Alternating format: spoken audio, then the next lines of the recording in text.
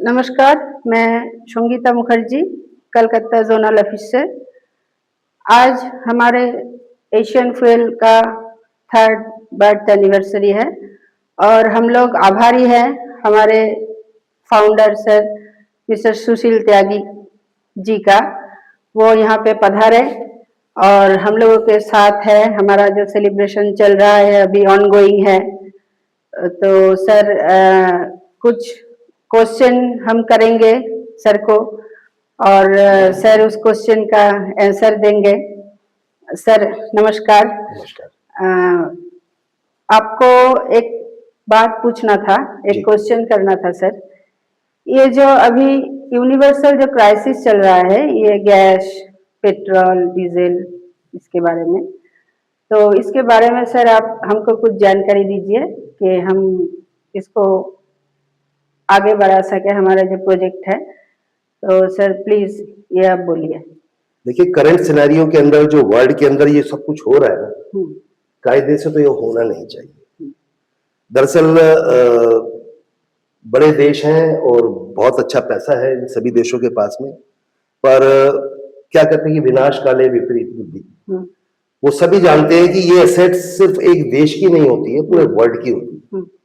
धरती के नीचे जितनी भी एसेट्स हैं वो पूरे वर्ल्ड के लिए, भले ही मालिकाना हक उनका हो, पर ये जो बर्बादी हो रही है फ्यूल की, एनर्जी की बर्बादी हो रही है, ये नहीं होनी चाहिए। हम तो मैं अपनी कंपनी की तरफ से और अपने पर्सनल तौर पर उस चीज का इनका खंडन करता हूँ, विरोध करता हूँ। क्यों? क्योंकि ये हमारी आगे वाली जनरेशन के लिए फ्यूल है, एनर्जी, तो ये नहीं होनी चाहिए। और एक चीज तो हर देश को ये सबक मिल ही चुका है कि एनर्जी को खुद कैसे प्रोड्यूस किया जाए। अभी इसके लिए भी हम आगे बताऊंगा मैं आपको कि एनर्जी को हम हर देश कोशिश कर रहा है, हम भी कर रहे हैं और हम अपने कंपनी के एंड पर भी कुछ ना कुछ कर रहे हैं। तो वो जो है वो होना चाहिए। अब डिपेंडेंसी किसी पर्टिकुलर देश या किसी पर्टिकुलर एरिया पे नहीं होनी चाहिए या किसी पर्टिकुलर एनर्जी रिसोर्सेज पे नहीं होनी चाहिए। बाकी मैं जो अभी करंट सिनेरियो चल रहा है, मैं इसका पुरजोर विरोध करता हूँ। ये नहीं होना चाहिए, ये सब चीजें गलत है। Okay, thank you sir. और अगला क्वेश्चन है सर, हमारे जो कंपनी का जो हमारा जो आगे का जो प्लान है वो आप कैसे प्लान कर चुके हैं, वो थोड़ा बताइए हमें। ये प्लान तो अभी करंट सिनेरियो को देखकर हमने नहीं किया था।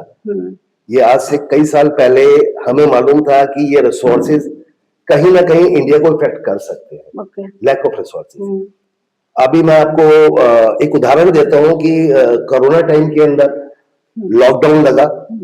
लॉकडाउन के दौरान क्या हुआ कि सब जगह कर्फ्यू, आवाजाही बंद हो गई और सारी फैमिली अपने अपने घरों में कैद हो गई। तो रिसोर्सेज जो होते थे, हर चीज के रिसोर्सेज आपके पास खत्म थे।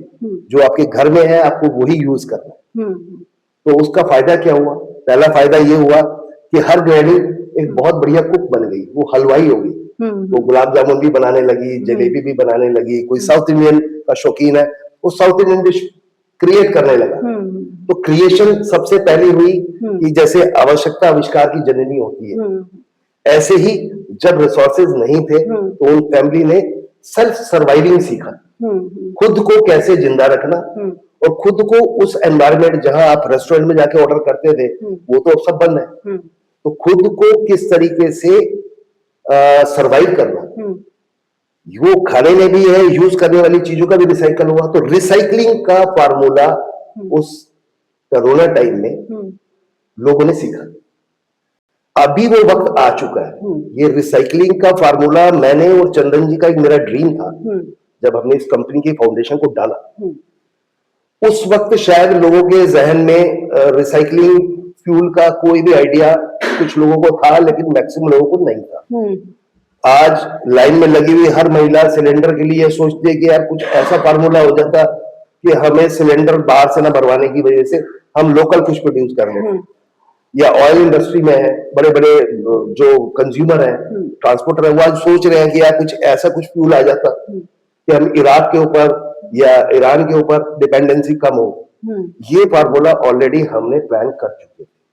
और इन गए 3 सालों के अंदर हमने बहुत अच्छे अच्छे लोगों के साथ कोलैबोरेट करके आज की डेट में यूपी में हमने कई पंप्स खोल चुके हैं ऑलरेडी। रिन्यूएबल एनर्जी का हम डीजल भी प्रोड्यूस कर रहे हैं, पेट्रोल भी प्रोड्यूस कर रहे हैं, और आने वाले टाइम में हम हर स्टेट के अंदर अपने पंप्स और ल्यूब्स का जो है वो एक बहुत बड़ा अच्छा नेटवर्क जो इको फ्रेंडली है हमारे प्रोडक्शन में जितने भी प्रोडक्ट है वो सब उस रिसाइकलिंग वे से जो है गुजर के बन के वो आपके मार्केट में देते हैं।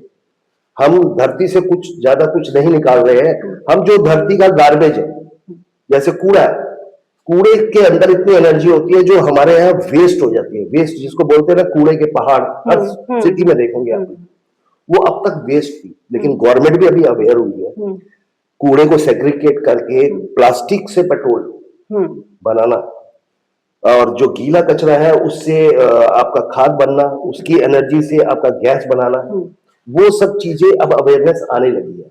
लेकिन ये कंपनी हम पहले हम अपना टारगेट सेट कर चुके थे इस कंपनी के द्वारा, और उसी सेगमेंट पे उसी ट्रैक पर हम 3 साल हो गए हैं चलते हुए, और आगे आने वाले टाइम में अभी हमारी स्पीड और बढ़ने वाली है।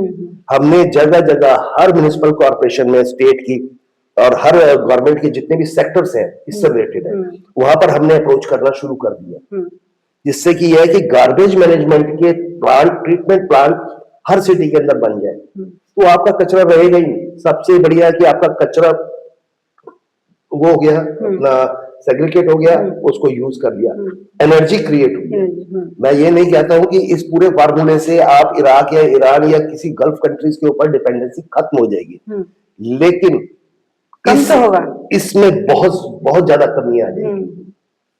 जितनी कमी आएगी उतना ही आपका रुपया भी डॉलर के मुकाबले में मजबूत हो जाएगा, है ना। जैसे चाइना में अभी हमने काफी सारी डिपेंडेंसी कम कर दी है। बहुत सारी चीजें हैं जो हमारी सेंट्रल गवर्नमेंट ने बड़ी अच्छी अच्छी स्कीमों से यहाँ पे इंडस्ट्री खड़ी कर दी है। अब चाइना की तरफ देखने का हमें ज्यादा मौका मिलता नहीं है। मेडिसिन सेक्टर के अंदर एपीआई प्लांट्स सेंट्रल गवर्नमेंट ने कर दिए, तो अभी वक्त है कि हमारे पास जितनी पावर है, हम सबसे बड़ा देश है एशिया में, और उसकी जनसंख्या भी सबसे बड़ी है, हमारी डिमांड भी ज्यादा है, ऐसी बात नहीं है, पर लेकिन हमारे पास रिसोर्सेज भी बहुत है।